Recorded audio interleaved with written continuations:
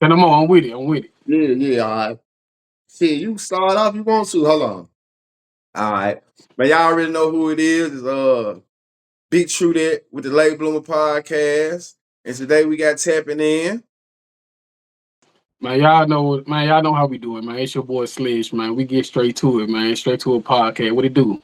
Man, shit, bro. Like I said, homie, appreciate you coming through the podcast. For real, homie. Yeah. For real, bro. Man, I appreciate you, you know what I'm saying? Because it's a lot of dope platforms in the city, man. And, one of my main topics on my show is support. You know what I'm saying? Supporting each other, building each other, because it's enough content, it's enough money out for everybody. You know Fact. what I'm saying? So it's one of my main things, man. When I end my show, I always end with support, man. So it's dope to support each other. Appreciate it. Facts. What you think about the Memphis scene right now? Like, okay, let's say we just gonna base it off this year because y'all been doing this shit a little longer than me though. But just seeing like this year and where the podcast scene going, what you think about the Memphis blog podcast scene right now? Where you think we at with it? Man, I don't know. It's a lot of people that trying to bring out platforms there, man. Right. Now it's just about originality. You know what I'm saying? So, we get like Twinkie Man, Hard Pippin, you know what I'm saying? Of course we get Brink, Fact. so it's a lot of different platforms in the city, but it's not a lot of them that everybody do their own thing. Like Famous Animal, like he do like, raps and like freestyles. And a lot of people don't do interviews. Some people do interviews and performances. Some people do, you know what I'm saying? So it's a lot of little platforms in the city, man. They're trying to create some type of look for up and coming artists or entrepreneurs in the city. So I think we onto something right now. You think Memphis could be one of them podcast cities to where the sponsors come in and fuck with a lot of platform? Like, is that one of your goals to eventually get sponsored by this shit? That's mine. You know what I'm saying? Yeah. Man, my overall goal, man, is to be the Breakfast Club of Memphis, man.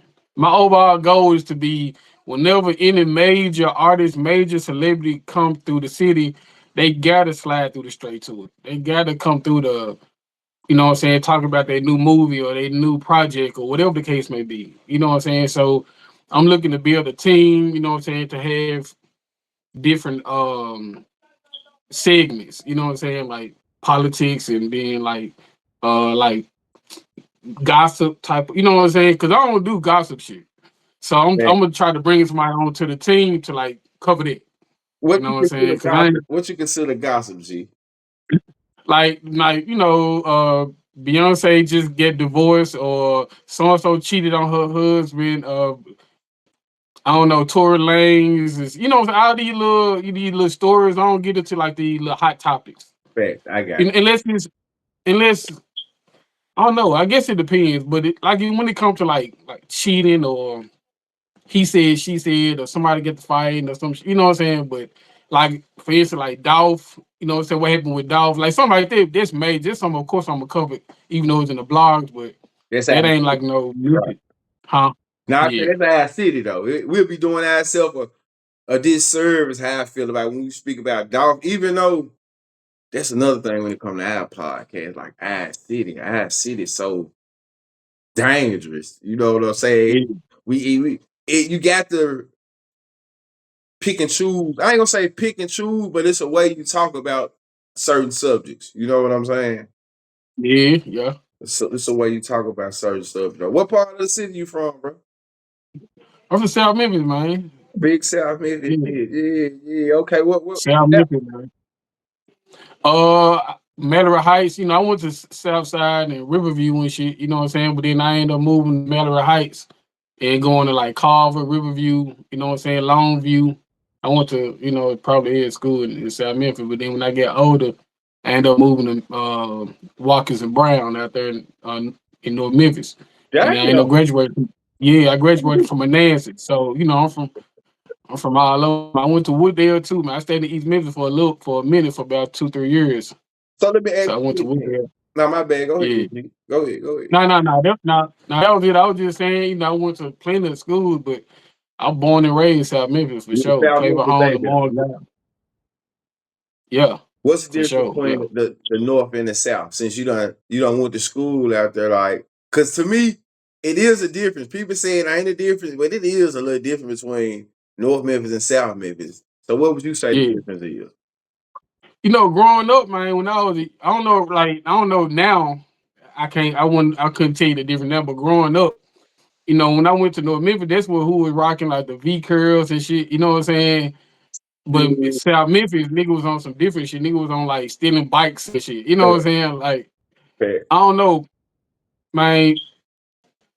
South Memphis was a little more like, I don't know, it's a little more grimy, man. You know what I'm saying? Right. When I was growing up, yeah, a little more like, they was on some stealing and you know what I'm saying, robbing niggas type shit. What was North your Memphis, era? man. What would you say your era was? You say you growing up. I was born in '86. Ah, You okay. know what I'm We saying? same era then. Go ahead. There we go. Yeah, yeah. So I was born in '86, man. I'm 38. So Same yeah, era. I've been seeing it all, man. So you say you went to Yeah, Carver, bro?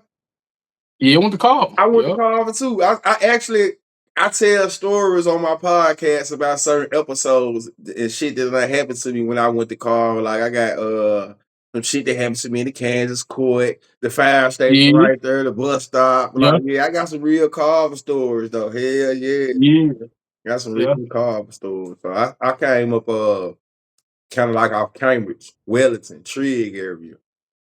yeah. Okay, Yeah, okay, okay. yeah, that's my area in the South though. So that's kind of like what my podcast is based off of life experiences. You know what I'm saying? Yeah, Just watching podcasts and be like, you know what? I was watching this shit for a couple years. I was in prison and I was watching it. yeah, And I was like, you know what? I like this form of expression. You know what I'm yeah, saying? And what it was, I couldn't find nobody to me that was consistent. You know what I'm saying? yeah, Like some of them be all when you get to talking about certain topics, you lose me with this shit though. You know what I'm saying? yeah, So I was like, you know what? I want to start podcasting. So when I got out of prison, I still wanted to do it in 2017. So I was trying to incorporate like doing it with some people. Like, bro, let's do this. But then nobody want to do it. You know what I'm saying? So I was yeah, like, fuck it. I'm gonna have to go ahead and do it myself. So I just started telling stories on like niggas I grew up with, rappers, some NBA. Like I remember Quintel Woods from Carver. You know what I'm saying? He yeah, played in the NBA. I had him on my podcast, and yeah, I remember this story, some shit that happened early in breakfast. And he's like, I don't want to talk about this shit though. We talked about it off air, but he didn't want to talk about it on camera though. But it was just yeah, yeah, yeah, some shit I remember from growing up around him. So it's like it's crazy that a lot of my childhood stories and people that I knew from South Memphis done been South Memphis done been one of my main supporters though. On some real shit though. yeah. Hey, For real. hell yeah. A lot of South Memphis people done been on the platform from Burks to shit you, uh BO, just South Memphis in general though. Basketball players, Yeah, football players, shit like that. So yeah, yeah, yeah. man. What was it like growing up in the South to you though, childhood?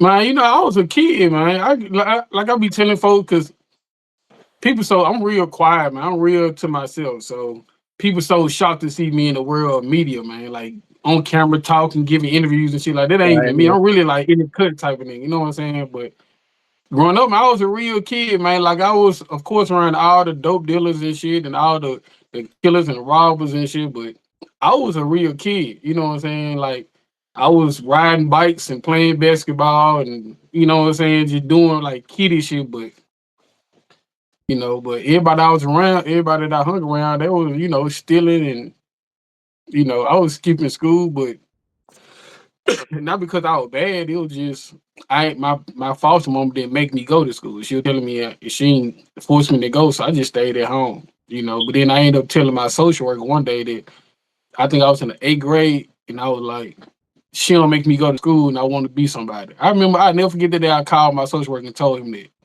And he came and moved me out the house and moved me somewhere else. And ever since then, man, I started thriving a little bit. You know what I'm saying? But What was it yeah, like it was though? straight going to the South.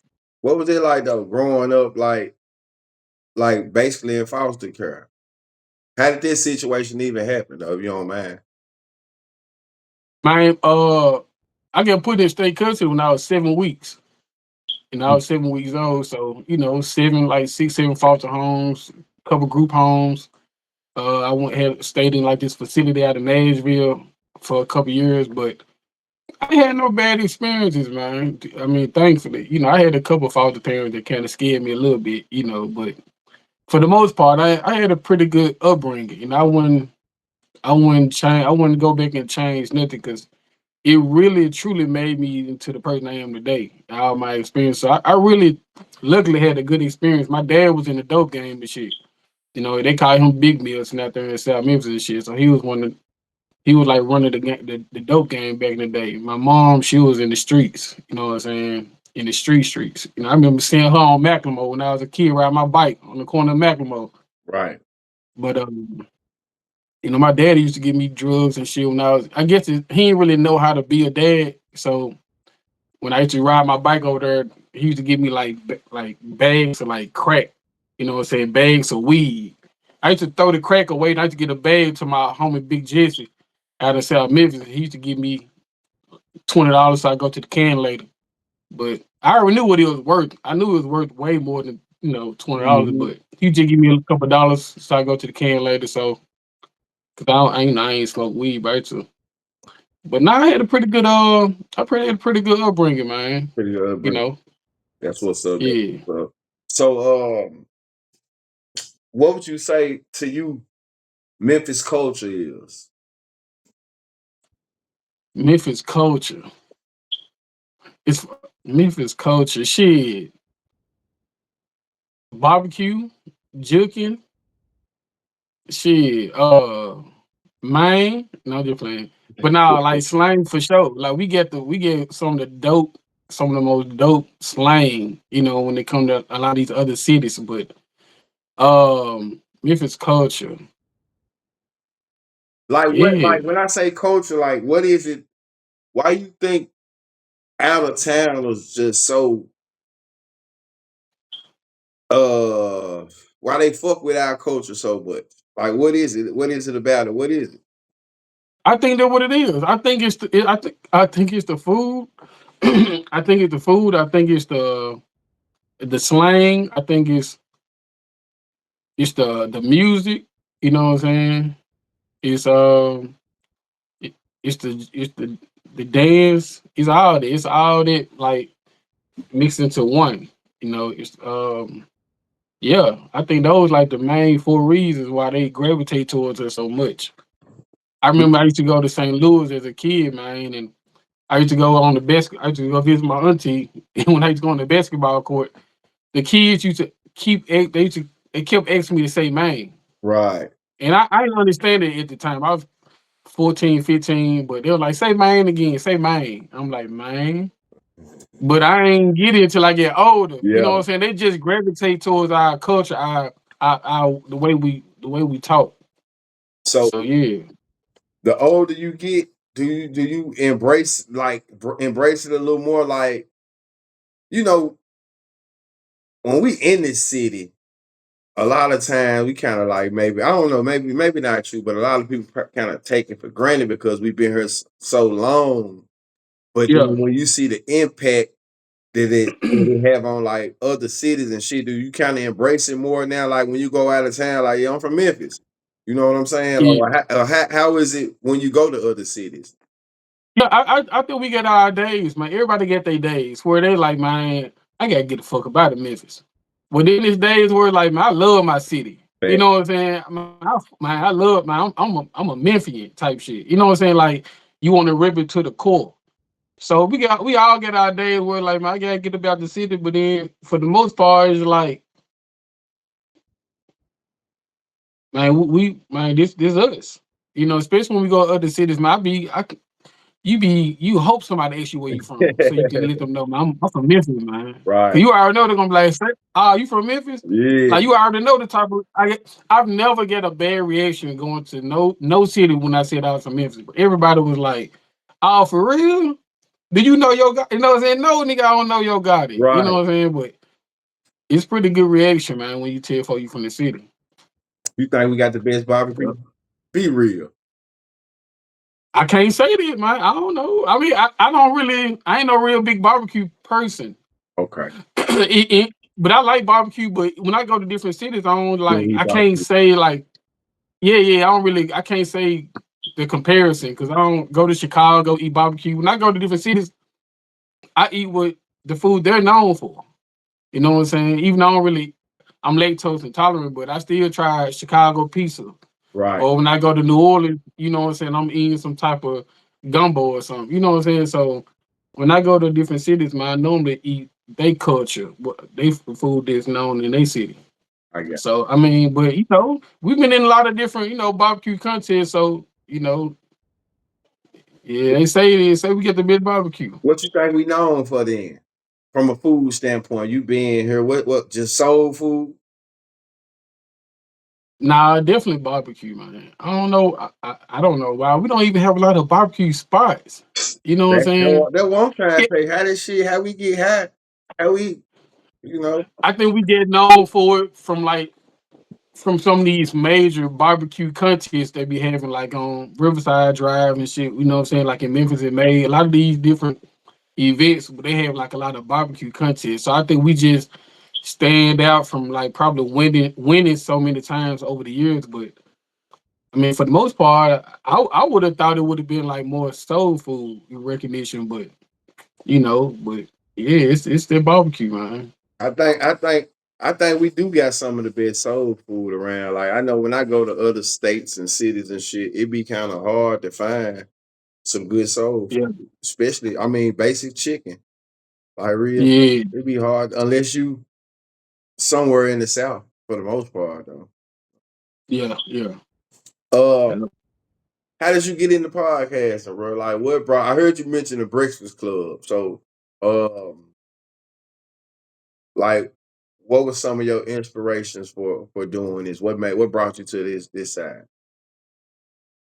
I always been interested in like media. You know what I'm saying? It interests me. But I was at work one day, man. I don't want to say where I work, but I was at work one day, All right. and I was talking to my coworker, man. He in the rap game, and we was both just. I told him like, look, I want to start a podcast. He was like, yeah, let's do it. And we came up with different names and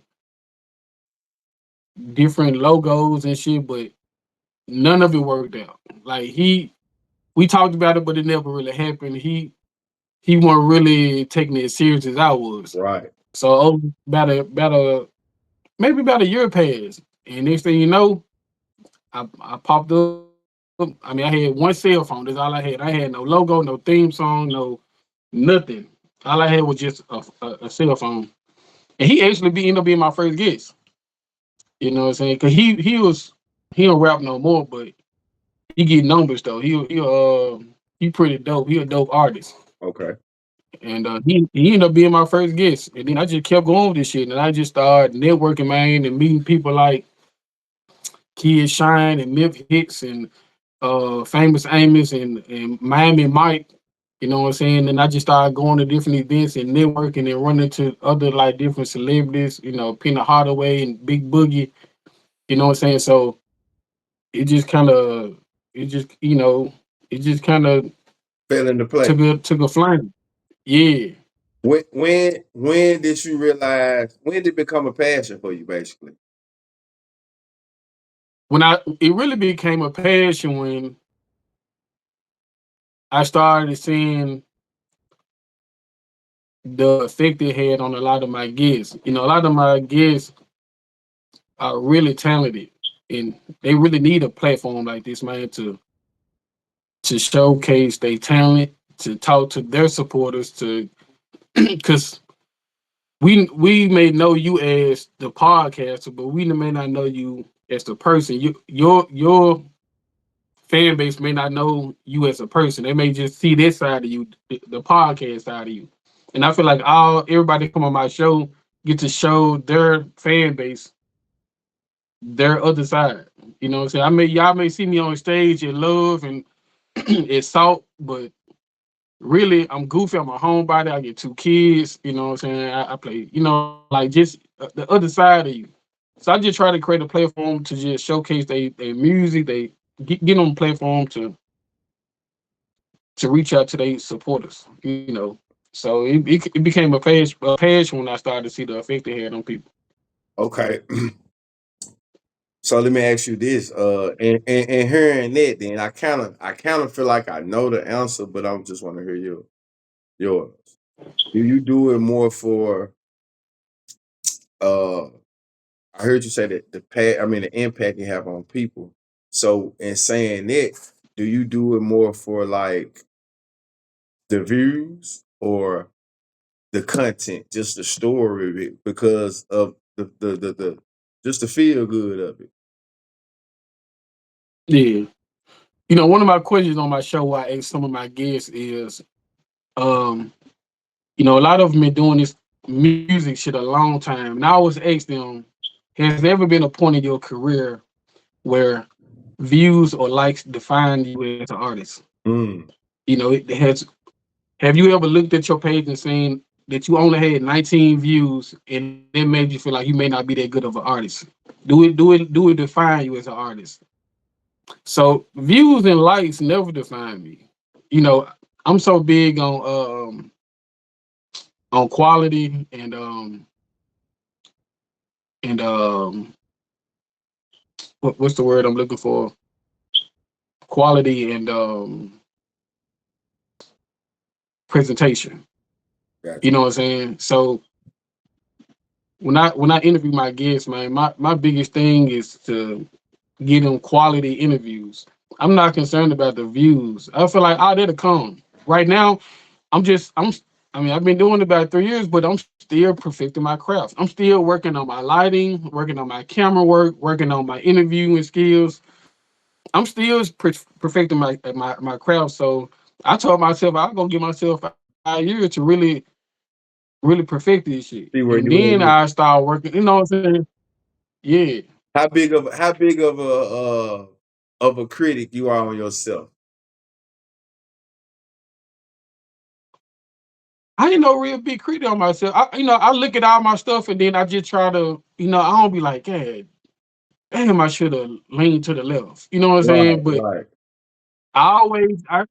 as the seasons progress, like now I'm working on season 5. So when I first started, I had one phone, and then I ended up getting 2 cell phones, and then I ended up buying a camera with 2 phones, and then I ended up buying 2 cameras with one phone, and I get all cameras. You know what I'm saying? Then I started working on my lighting. And when I first started, I had the propel mics. And then I ended up buying these $500-$600 mics. I just started investing in myself. And then some interviews I paid for, not that many, maybe like out of like 90 interviews, I paid for like 3 or 4. But it's just about investing in yourself. You know what I'm saying? So I I ain't no big critic on myself, man. When I just try to every season, I just try to like this season, I'm gonna get better with my lighting. This season, I'm gonna get better with my angles. This season, I'm gonna try to switch up my interview style as far as how I my question format. You know what I'm saying? So I just try to improve over time. So how you think, Yeah. being by you being like you said, a quiet person, and you being in the media, how do the people that knew you growing up perceive you now though? Like how do they look at what you doing? What's the reception they give you? Uh, uh, they be shocked. When they see me, they'll call me or they'll inbox me and be like, "Bro, is this you?" You know what I'm saying? Like, hell nah. I can't believe Quiet Sledge is, you know what I'm saying, you get a podcast. But I'm really a funny goof, and like behind closed doors, like people who really know me, they know like I'm a jokester, like I'm funny, like I play, you know what I'm saying, like I can be talkative. But just when I'm out in the public and shit, or if I'm like in the class or somewhere like that, like I'm pretty laid back in the cut. I go to a party or lounge or something. I'm off in the cut, man. I'm one of them niggas who against the wall. I'm looking around the room like I don't really do shit. I don't talk or nothing. But yeah, they be shocked though. Facts. What uh You know? what you think make your podcast different, your platform different from what other people doing in the city that you probably done tapped into and checked out? What you think? What's the straight to it Uh, effect? yeah. Uh, And also how you come up with that I now? really, I don't remember. I wrote down like 10 names, and then I came down to the bottom two, and I asked a couple of people. I asked 10 people. I told myself I was going to ask 10 people, and 9 of them chose straight to it. I can't remember what the other name was though. Gotcha. I think it was called the Game Room or some shit. So you a gamer too? You know, nah, not really. Okay. I mean, I get every system, but I wouldn't consider myself a gamer. But I just because of the look, I just call it the Game Room. But also the Game Room. You know what I'm saying? Where I'm giving you game, you give me game type shit. Yeah. So it was like a double play on words. But I don't know. Man, I think I just stand up because when my guests come, no matter how small you are, man, I'm gonna treat you like somebody at my door. Go ahead. What time? All right, hold on one second. Hold on. Gabby, my stepdaughter. Hold on.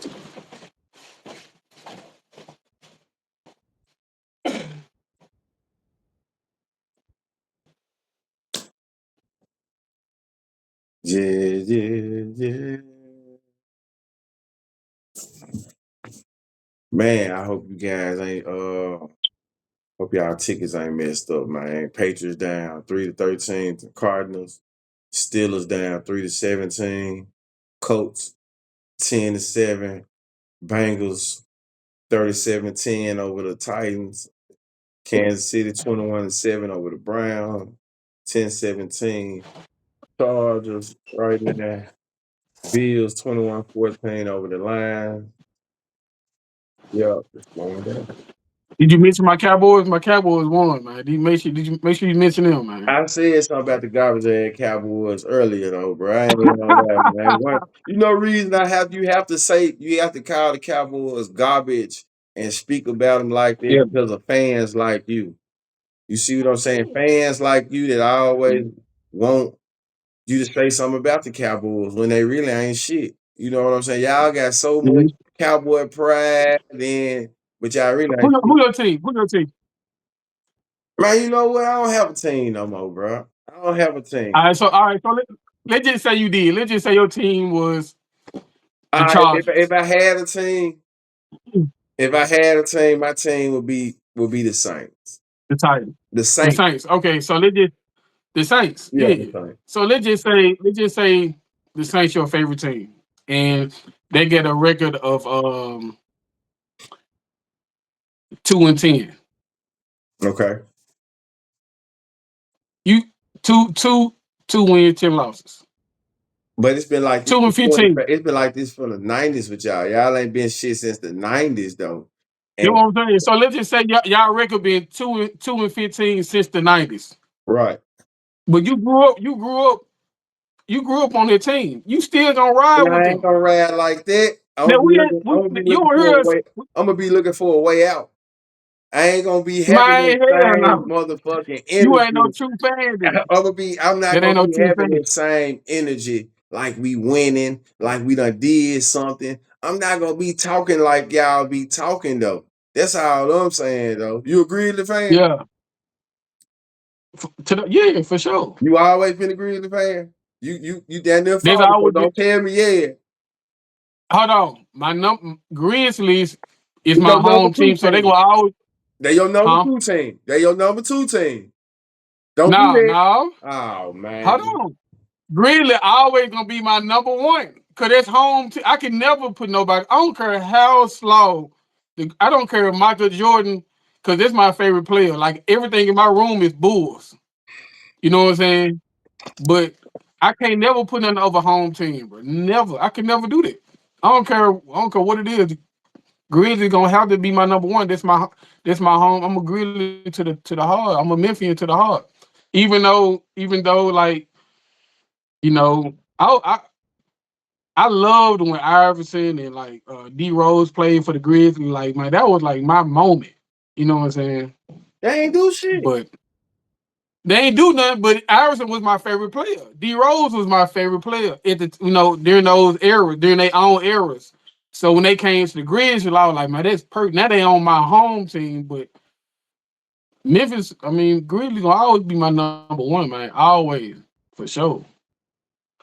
I feel you, bro. I can't put that over the home team, man. I don't care who it is. I don't care. Jordan, even back in Jordan era, that's my favorite player, like diehard favorite player.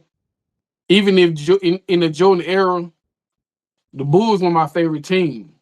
It was Grizzlies, then it got to be it'll be Grizzlies, then the Bulls. I'm gonna let you have it, man. I'm gonna let you have it. So you a Tigers fan too, then? I'm a Tiger fan. Everything Memphis first, man. Huh?